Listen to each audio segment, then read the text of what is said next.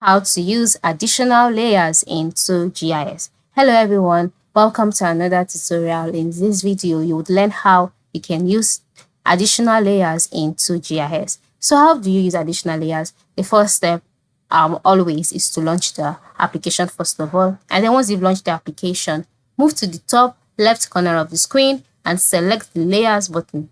Once you've done that, you would see the map layers displayed here. So the next step would be for you to select the layer you want to enable from the list. So from the list here, I'm just going to enable tourist attractions. And then after selecting that, the layer would be turned on.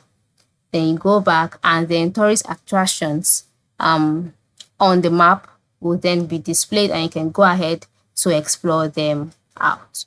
So this is basically it. This is how you can use additional layers into GIS. You can also go back and then select another layer, all right, as much as you can, and you will all see them here.